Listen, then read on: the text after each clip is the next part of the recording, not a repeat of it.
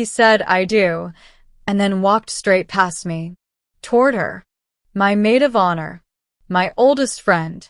The woman was already wearing the dress I paid for. "Hi, I'm Eliana. I spent years building a future with someone who saw me as a placeholder, and a family who saw me as a pawn. Have you ever been betrayed so publicly that silence felt like the only dignity you had left? Tell me, what would you do if the woman who stole your fiancé was also the daughter of the man who secretly made you his heir?" Let's rewind to the day I walked out of my own wedding and straight into their empire. I always thought betrayal would be loud, like screaming, shattered glass, a slap across the face. But when it came for me, it walked down the aisle in a white designer dress, holding my fiancé's hand under a sky of candlelight and lies. The church smelled like lilies and overpriced anticipation. My veil felt too tight, my heels half a size too small, and still I smiled. I had no reason to doubt anything, not yet, until Kellen Bryce looked at me, took a long breath, and stepped back. I can't," he stammered, barely above a whisper. A nervous chuckle rippled through the pews. He turned to the crowd instead of me. From the front row, Caroline Carlisle stood up like she'd been waiting her whole life for this cue. And maybe she had. She was radiant, unapologetically bold in a pearl-white gown that should have been mine. My maid of honor. My oldest friend. My wedding saboteur. Kellen walked toward her, not hesitantly, not nervously, but like it was the most natural thing in the world. "I'm sorry, Eliana," he said without looking at me. "I can't lie to myself anymore. I love her." A gasp shot through the church, like gunfire. A woman dropped her clutch. Somewhere behind me, a little girl tugged her mother's sleeve and whispered, "Why is the bride walking alone?" The mother said nothing, just turned away, embarrassed. Someone in the back row, maybe a blogger, was live streaming on their phone. "Y'all, is this really happening?" she whispered, her voice shaky, camera pointed right at me. I didn't cry. I didn't run. I didn't scream. I reached up, unclipped my veil, and laid it gently on the altar. Then I placed the bouquet beside it. I turned, took a single breath, and walked down the aisle alone. No one stopped me, but I saw him, sitting in the far right pew, expression unreadable beneath a dark navy suit. Conrad Carlisle, Caroline's father. The man I had only known as a mystery mentor behind anonymous investment advice and cryptic mentorship emails. He didn't flinch. He didn't whisper. He didn't even blink. He just watched, like someone studying a forest fire, measuring wind speed and fuel levels, not shocked, not moved, just tracking. The church lighting, so golden when I entered, now felt harsh. Fluorescence buzzed overhead. I walked past marble pillars and perfectly symmetrical floral arches, hearing only the slow tap of my heels and the steady pulse in my ears. Behind me, the silence broke into murmurs. Wasn't that her fiancé? Isn't that Caroline? Wait, are they serious? But I just kept walking. That night, I didn't go to the hotel. I didn't stay with friends. I went home, to my apartment, still covered in rose petals and half-packed honeymoon bags. And then I did something I hadn't done in months. I opened the drawer of my nightstand and pulled out the letter. It was from my father, written before his accident 3 years ago. He had sent it on the eve of my business pitch competition, but I never opened it until the night before my wedding. I thought I'd need some courage. His handwriting was steady, deliberate. There are 2 kinds of women who survive betrayal. The ones who fold, and the ones who fold back the map and redraw the whole damn route. If you ever feel the air change at your own wedding, walk out before they do. I folded the letter shut, hand trembling. He wasn't here to walk me down the aisle, but somehow he was. I changed out of the dress. poured a glass of water I didn't drink. Then I sat on the edge of my bed and opened my laptop. In my inbox was a message sent only minutes ago. Subject: Your story isn't over. From CC. Body: We need to talk. You've earned more than just pity. No signature. No explanation. Just a digital key to an encrypted file folder I hadn't known existed. Inside, a set of documents with Conrad's name all over them. Investment summaries, brand strategy proposals, and one startling title. Transfer of estate, Carlyle Holdings, beneficiary. Eliana Whitmore. My fingers shook. My mouth went dry. Was this real? That night, I didn't sleep. I reviewed every document, traced every timestamp, every digital footprint. All legit, all binding. And still, I couldn't wrap my head around it. This wasn't kindness. This wasn't guilt. This was a move. The next morning, a black Rolls-Royce pulled up outside my building. A driver stepped out in full uniform and spoke like it was the most ordinary thing in the world. Miss Whitmore, he said. Mr. Carlyle is expecting you. He says it's time you inherited what's rightfully yours. I didn't answer immediately. I looked up at my reflection in the building's glass. The early morning light cast sharp angles across my face. No veil, no tears, just eyes that no longer held softness for people who thought I'd stay silent. They thought they had broken me at the altar. But all they did was set the match. And I had memorized every room they'd built. So I know exactly where to burn it down. The drive to Lake Travis was long, winding, and silent. The kind of silence that didn't ask for music, just space to process. The trees grew thicker the closer we got to the Carlyle estate, as if nature itself was protecting something deeper inside. I had stared at the screen for almost 20 minutes before replying to Conrad Carlyle's email. There were no instructions, no agenda, no apology, just one sentence. We need to talk. You've earned more than just pity. Earned. That word lived in my chest the entire ride. When we arrived, the driver didn't say a word. He opened a gate with a thumbprint scan, and we passed through rows of sculpted hedges, stone fountains, and glass-walled goose houses I didn't even know existed in Texas. The main house sat on a hill like a throne. Red stone, dark wood, glass reflecting every angle of the sky. It wasn't modern. It wasn't vintage. It was intentional, like everything about Conrad. A woman in a crisp gray suit greeted me at the door. Miss Whitmore, she said. He's in the West Library. This way. Her name tag read Mira Jensen. Her tone was perfectly neutral.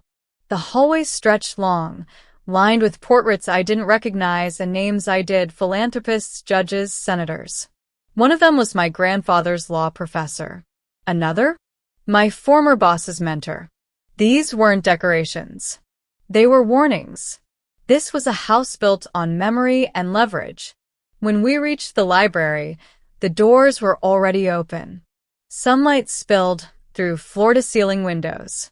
Shelves climbed 20 feet high. And sitting behind an antique oak desk was the man who had just burned his daughter's future to offer me mine. Eliana, he said, folding his hands. Thank you for coming. I stood still. My voice had vanished somewhere between the marble staircase and the weight of the moment. He motioned toward the chair across from him. Sit. There's no pitch, no pressure, just truth. I sat. I suspect, he continued, you have questions. That broke the silence inside me. You made me your beneficiary. Yes. Why? He tilted his head, as if surprised I would start there. Because Caroline doesn't believe in legacy. She believes in ownership. There's a difference. He reached for a leather-bound folder and slid it across the table.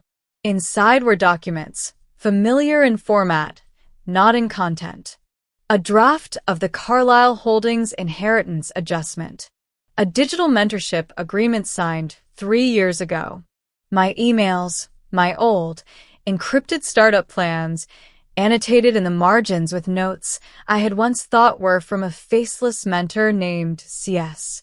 Conrad Carlyle had been my mentor all along. I told you how to protect your IP portfolio when you first pitched Nectar Analytics, he said calmly.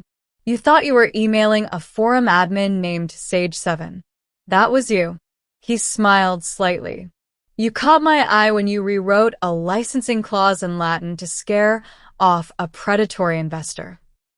I remembered that clause. I remembered eating cold noodles and rewriting contracts on the floor of my apartment because I couldn't afford legal fees. I remembered thinking I was alone. You were never alone, he said, as if reading my thoughts. You just didn't know who was watching. I looked at Mira, who stood silently in the corner, then back to him. So this is a reward? He shook his head. No. This is responsibility. I watched you build what others only post about. I watched you lose and keep building. Caroline, she curates an image. You create impact. I'm dying, Eliana. And I won't leave what I've built in the hands of someone who thinks legacy is a PR strategy. I didn't breathe. Not fully. He continued, I've already signed the initial transition. In 30 days, you'll have controlling interest in the Carlyle Trust. Mira will guide you through it. Mira stepped forward, handed me a flash drive and a silver key. That's the digital ledger, signed NDAs, and the silent clause, she said. I raised an eyebrow. Silent clause? Conrad answered, If Caroline ever publicly attempts to discredit you, she forfeits all remaining stake. It's not a punishment. It's a preemption. I sat there, speechless, holding a legacy I never asked for in the palm of my hand. And then I remembered something else, the USB I found in my father's desk 2 years ago. He had archived my earliest project plans. He had believed in me when my ex called my work cute hobbies.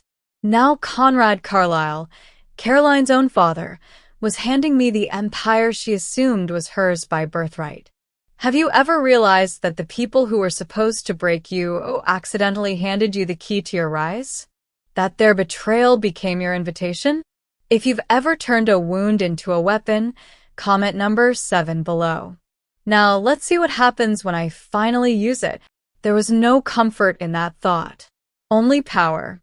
And power never comes without cost. As I stood to leave, Mira walked me toward the foyer. Before I stepped outside, she placed something in my hand, a leather journal. He kept notes about you, she said. Thoughts, questions, admiration. This was his mentor book. You were the last entry. I didn't open it. Not yet. When the car door closed behind me, I looked back at the estate. Not with awe, with calculation. My phone buzzed. A message from an unknown number. Attached, a security photo of Kellen at a private lounge in New York. He was drinking with someone, an investor I recognized from Caroline's inner circle. The caption read, He's shopping your stake. Thought you'd want to know. I stared at the screen, then slipped the phone into my bag. They thought I'd walk away with grace. What they forgot is that I learned from the man who taught Caroline everything and still chose me. And now I would choose exactly when to show them what I'd learned. 3 weeks had passed since the inheritance papers were signed. I hadn't spoken publicly. I hadn't posted a thing. But tonight, I would walk back into their world, and no one would see me coming. The Art and Influence Gala at the St. Cecilia Hotel was the kind of event people begged to attend. Red carpet, limited guest list, live jazz spilling from the rooftop terrace. And tonight, the main event was Caroline Carlyle and Kellen Bryce, introduced on the program as the next visionary couple of American philanthropy. I stood in the marble lobby, my heels clicking softly against polished stone. People turned. They always did. But this time, it wasn't pity in their eyes. It was confusion. Some whispered. Others just stared. Isn't that? She looks different. She wasn't on the guest list. Correct. I wasn't. I wasn't invited. I registered through Carlyle Holdings' dormant admin credentials. One Caroline forgot to deactivate when she purged the system. I moved slowly through the crowd. No flashy gown.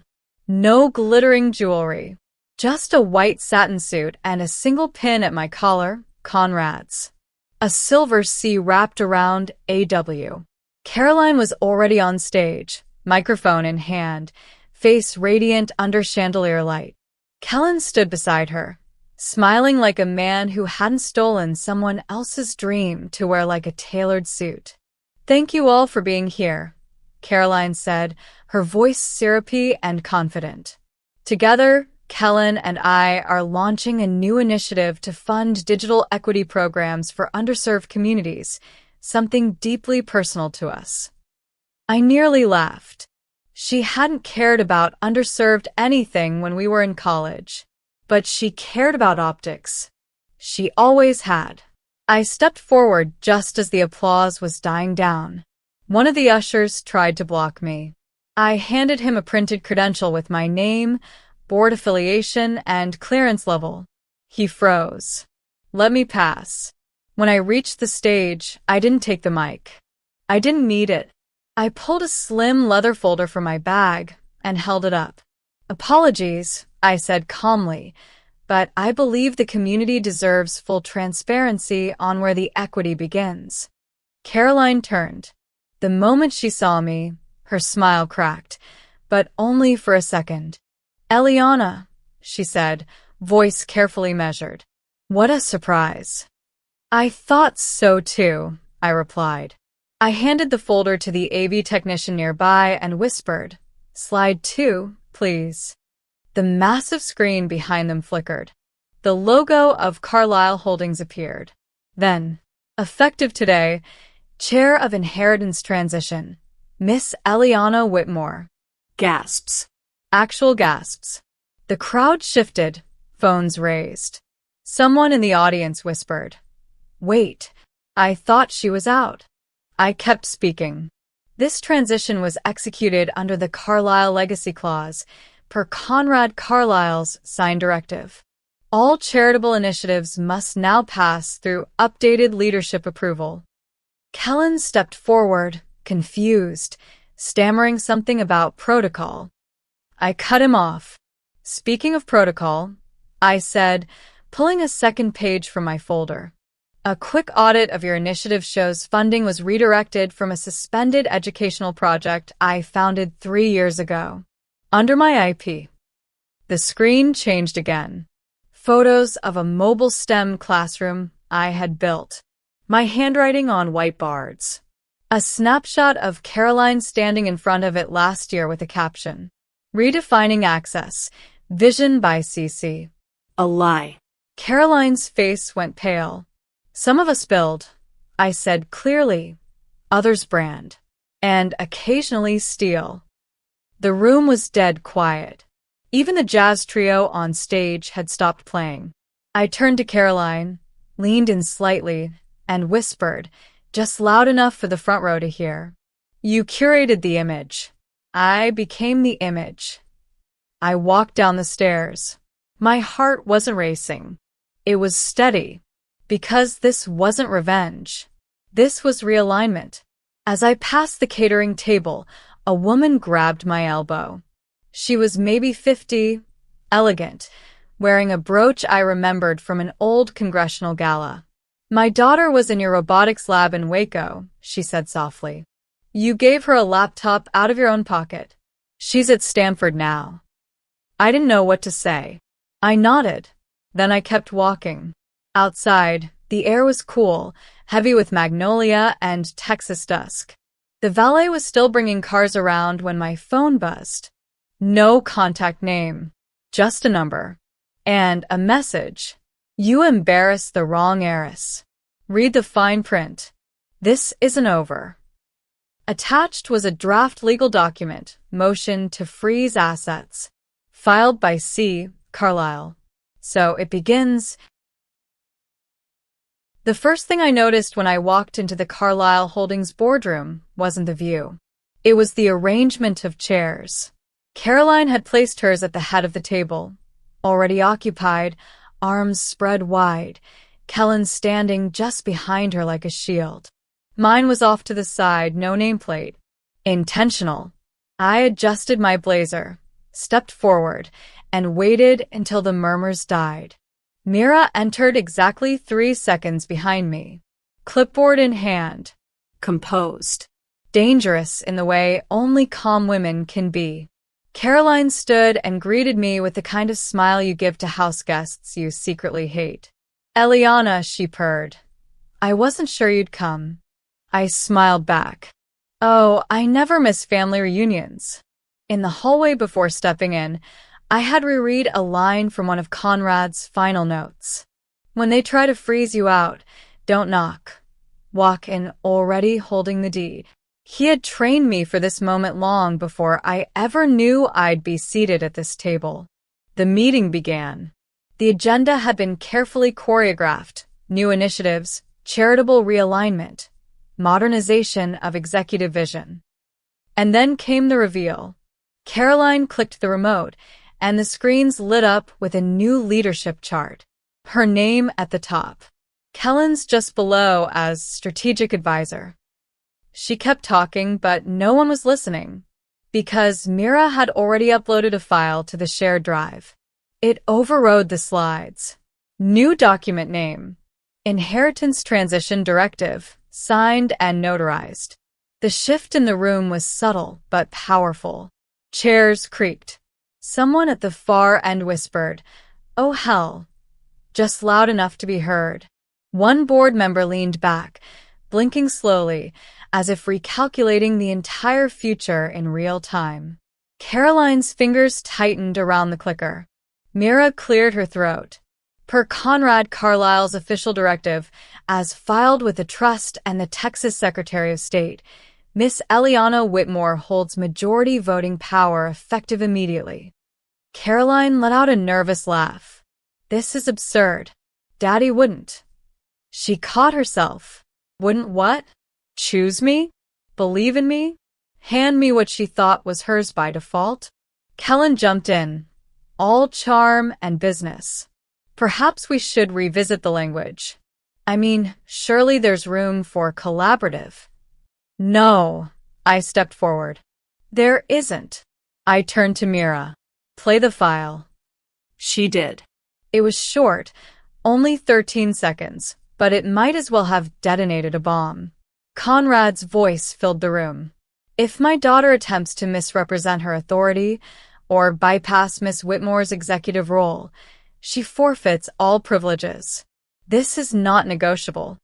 Caroline looked like she'd been slapped in front of an audience. Because she had. Kellen's jaw clenched. His foot tapped. He reached for his water glass, knocked it. It tipped, rolled off balance, and clattered against the wood. The ice stayed still longer than he did. The entire boardroom froze. I took my time walking to the head of the table. Stood just behind Caroline. You stole my wedding, I said softly. I'm reclaiming my boardroom. She didn't move. So I did it for her. I slid the chair out with a gentle scrape, sat down, and tapped the table twice. Let's begin the real meeting. No one spoke. The room had cooled. The filtered ceiling lights turned bluish-white, flickering for a moment, casting long shadows across the lacquered surface of the table. Someone coughed. Another fidgeted with his Montblanc pen, spinning it once, then again.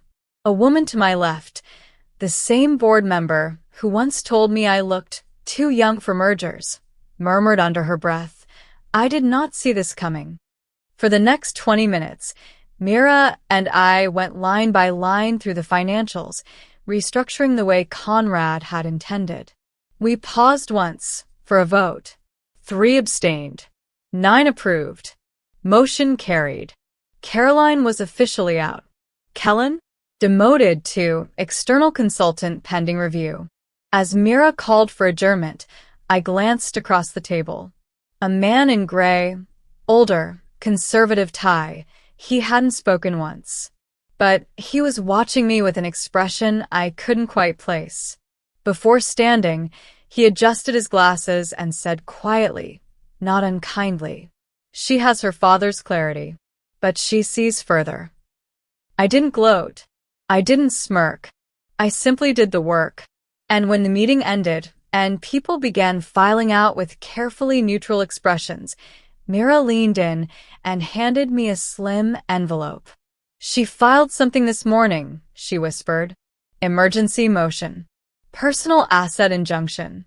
I opened it with one finger. Inside was a copy of a legal motion, signed by Caroline, asking a district court to freeze my personal holdings, citing abuse of influence, coercion, and suspected fraud. Of course, when she couldn't win in the boardroom, she ran to court. I looked at Mira. "Is it serious?" She nodded. "It's public now. They want a spectacle." "Then let's give them one," I said. "But we'll set the stage." Outside, the Austin air was warm, heavy with spring pollen and headlines waiting to break. I didn't stop for the press waiting on the sidewalk. I walked straight past them, stepped into the black town car, and shut the door. They'd try to drag me through the mud. What they didn't realize is that I grew up in it, and I knew how to plant roots in the dark. It's one thing to be challenged in public. It's another to be dragged into court over the air you breathe and the blood that raised you. The summons arrived in a thick red envelope, hand-delivered, though it could have easily come by email. I guess spectacle matters more than efficiency when Caroline's behind the curtain. Inside, a petition for emergency injunction. Claim, irregular inheritance activity, emotional instability, and abuse of power. Filed jointly by Caroline Carlisle and Kellen Bryce. I stared at the names.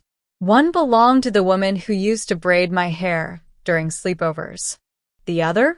To the man who once swore he'd never stand beside anyone but me. Now they were co-petitioners, claiming I wasn't fit to lead, manage, or, here was the kicker, retain control over the Carlisle Foundation or any assets derived thereof. In short, they wanted everything Conrad gave me, and they were trying to take it using the law. I didn't cry. I called Mira. "They filed in Travis County?" I asked. She exhaled. No. "They went federal, hoping for a judge who won't have local bias." Of course they did. We met that night in the back room of an unmarked office on 5th Street. The walls were lined with old books and litigation plaques. I'd only been there once before when I filed the paperwork for Nectar Analytics 4 years ago. It felt like a full circle moment, or maybe a full fire. Mira placed a set of documents on the table.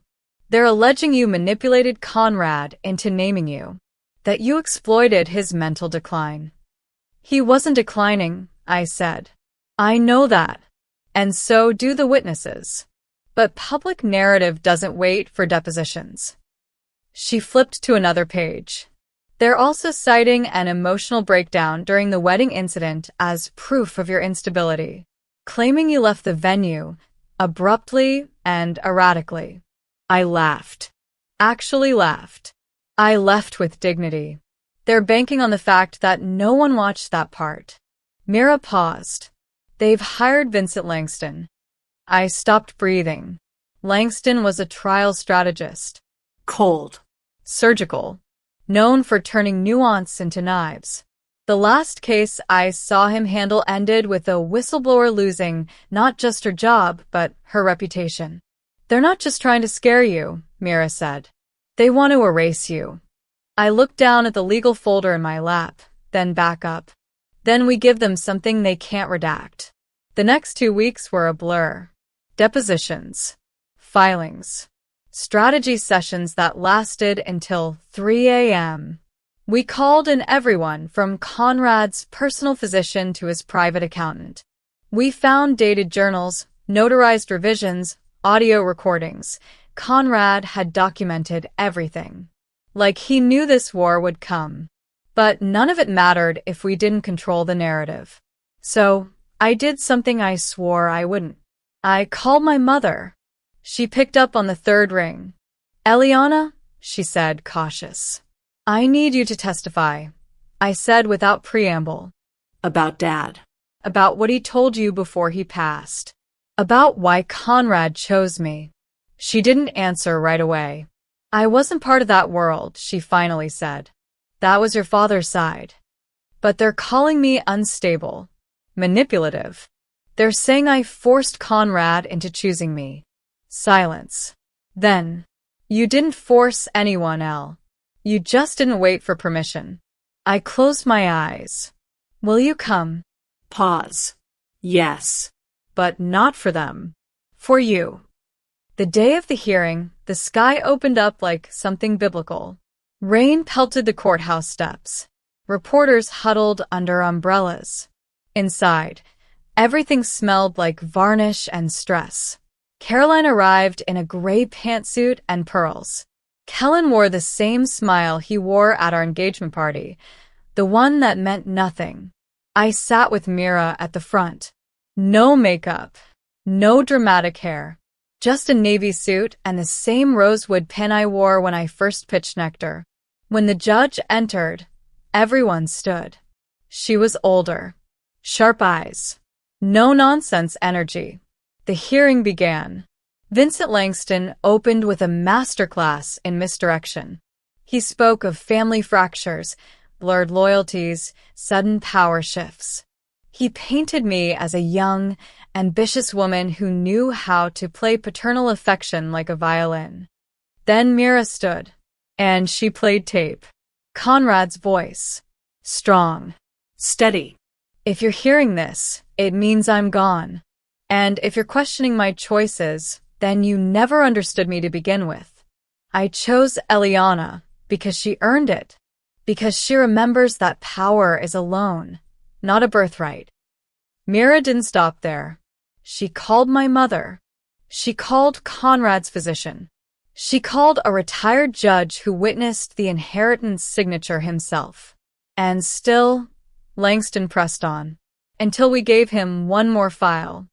Have you ever had to stay silent until the moment your truth was undeniable? That breathless beat when the room turns and they finally see who you are? If you've ever waited for your moment and nailed it, comment number 9 below. Now, watch what happens when they realize it's too late to stop me. It was a video. Security footage from the week before my wedding. Caroline and Kellen at a rooftop bar. No audio, just body language. He reaches across the table, holds her hand. She kisses his wrist. He slides a document across the table, and she signs. The timestamp was 2 days before he left me at the altar. Langston objected, of course, called it irrelevant and manipulated. But the judge leaned forward and asked, "Do either of your clients deny this meeting occurred?" Neither of them spoke. The judge made her ruling the next day. All claims denied. The inheritance stands. Control of Carlyle Holdings remains with me. Legal costs payable by the petitioners. When I stepped outside, the sun had returned. Someone clapped. I didn't see who. A journalist shouted, "Miss Whitmore, how do you feel?" I turned, steady. I feel like blood doesn't guarantee legacy. And paper? Paper holds receipts. Then I walked away. Not into freedom, into control. Legacy doesn't arrive with a ribbon. It arrives in the form of silence. Earned, not gifted. It had been 2 months since the court dismissed every accusation. 2 months since Caroline and Kellen left the courthouse through the side door and vanished from the headlines. 2 months since I was handed not just control of the Carlyle estate, but the weight that came with it. But no victory comes without aftermath. Every day since, I woke before sunrise. Not because I couldn't sleep, but because the work had changed. And so had I. Today was the opening ceremony of Hemlock House, a project I'd started in silence, funded privately, built intentionally. A sanctuary disguised as a counseling center. No plaques, no press, no gala, just doors that stayed open and people who listened. I stood by the main entrance, fingers wrapped around a warm paper cup, watching the sun drag light across the garden beds. The air smelled like eucalyptus and coffee and spring. Inside, Mira was reviewing intake protocols with the clinical team. Outside, a young girl sat on the bench with a sketch pad in her lap, drawing the flower mural we'd painted last week. And for the first time since I left the altar, the world didn't feel like it was closing in. It felt whole. I stepped inside and placed my hand on the carved logo above the reception desk. It was simple, a rosewood flame, carved into a circle. Not fierce, just steady. Conrad would have hated how understated it looked, but I knew he would have understood why. By 9 a.m., the first clients arrived. Some came alone. Some came with children. Some cried when they walked in. Others smiled and said, "I don't know why I'm here, but I think I need to be." I welcomed every one of them. By noon, I stepped into the private staff lounge to take a call. It was from the board. "We've received notice," the voice said. "Kellen is attempting to claim part of the marketing arm you established pre-inheritance. He says he was a silent co-architect." I didn't raise my voice. I asked for the documentation. Then I forwarded the original development timeline, the one dated and notarized 6 months before Kellen even joined our circle. "He's bluffing," I told them, like he always did. They agreed. It didn't go to court, because this time I knew how to preempt the storm. Later that afternoon, I received a letter. Not by email, not by courier. By post. The handwriting on the envelope was familiar, elegant, hesitant. My mother. Inside, a short note, written in ink. "Eliana, I watched your interview on public radio last week. You sounded like yourself. The version of you I knew as a girl. Sharp, hopeful, not looking for applause." I didn't say it then. I will now. I'm proud of what you've built, even if I didn't help build it. I read it twice, then folded it and tucked it into the journal I now carried with me, next to a photo of my father, next to Conrad's letter. The past, I realized, wasn't something to carry. It was something to sort, and I was finally learning what to keep. That night, I drove to a quiet overlook just beyond the city. The sky was still pink at the edges. My son, Jude, sat beside me with a half-eaten granola bar and sand on his shoes. He looked out at the horizon and said, "Do you think the moon misses the sun when it leaves?" I smiled. "I think the moon understands cycles," I said. "It knows the sun always comes back." He nodded, content with that answer. Then he reached into his backpack and pulled out something wrapped in tissue paper. "I made you something," he said. I opened it carefully. A carved piece of wood, rosewood, I realized. Sanded smooth, in the shape of a flame, just like the pin Conrad gave me. But this one was uneven, slightly chipped at one edge. Perfectly imperfect. I didn't cry. I held it like it was holy. "Do you want to wear it?" Jude asked. "Not yet," I said. "Not until it's time." He tilted his head. "Time for what?" "For someone else to know they can rise too." He didn't say anything else, just leaned against my shoulder while the sky faded into dusk. And in that moment, without applause, without a crown, without any more battles, I knew I had already won. Not because I destroyed what tried to break me, but because I built something quieter. And in the quiet, I could finally breathe. I no longer have anything to prove. I don't need to raise my voice to be seen or fight to keep what was always mine. In the end, I walked through the fire with my dignity intact, and that was my greatest victory. I've learned this. Kindness does not mean silence, and forgiveness is not the same as letting the guilty go free. Those who build their lives on lies will eventually be exposed by the truth. Dignity isn't granted. It's claimed every time we stand up for ourselves. What about you? Have you ever been betrayed, erased, or made to feel invisible? Share your story. I read every comment. Somewhere out there, someone needs to know they're not alone in finding their way back to themselves. And if you want to know what happens when someone once discarded becomes the one rewriting the rules, stay tuned for the next video. I promise, it's more than revenge. It's reckoning.